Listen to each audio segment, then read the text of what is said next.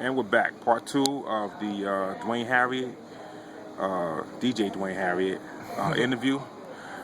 So, where we left off, you were talking about your production company and how you guys had a credit on J-Lo record. Yeah. And that you, after doing that, what other things are you interested in doing?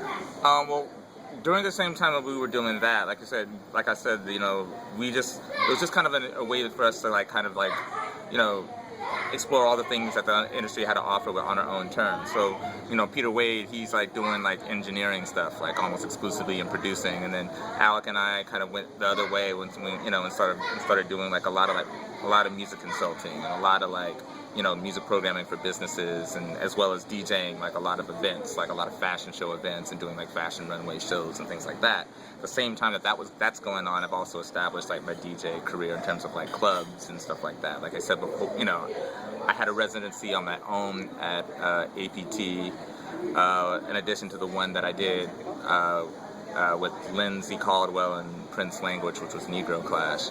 I had my own party that I did there called The Get Up, which is like a monthly at APT, which is like I think the third Friday of every month, and I actually teamed up with Twilight Tone, who does The Great Weekend, and we had you know, for about a year we teamed up and we had a party together.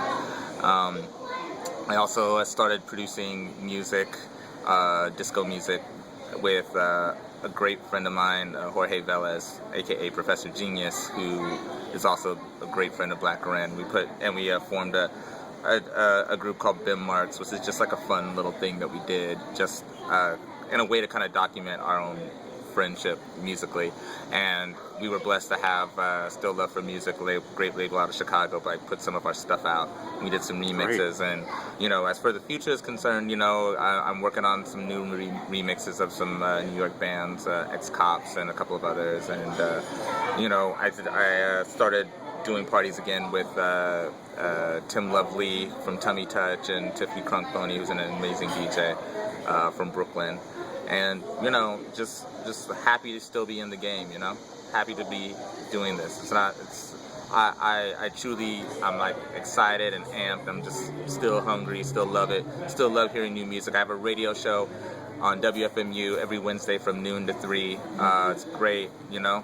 Everything's coming full circle, you know? And it's you know, I'm just happy to still be in it, and that people still, for the most part, so humble, care. As long as there's 20, you know, as long as there's 20 people who still care, I'll still do it. I don't care. That's crazy. Know? Well, it's been great talking to you, man. Thanks, man. It's been awesome. Thank you so much for, like, you know. Thanks for lunch, by the way. I was hungry as hell. Well, you thanks for lunch. He's also very funny, in case you didn't know. So, I mean, I want you to know, like, you know, there's people out there, man.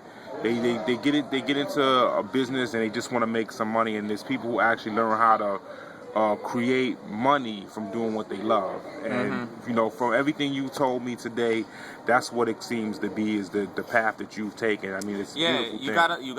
It doesn't matter what you do. You gotta love what it is that you do. Especially if you're doing something in the arts, it's like you gotta love it, and you gotta be okay when you gotta love it when you're making a lot of money. You gotta love it when you're making no money. You have to have that same sort of enthusiasm for what it is that you're doing. Because if you're just doing it for the check, especially in this industry, then, you know, you're gonna be disappointed. Yeah. You know, you gotta love it. Yeah. So. And thank God I still do, man. You know? And that's what it is. BlackRen.com. BlackRen.com, man. DJ Duane Harriot, Big G from Brooklyn. Yeah, man. And we out. We out.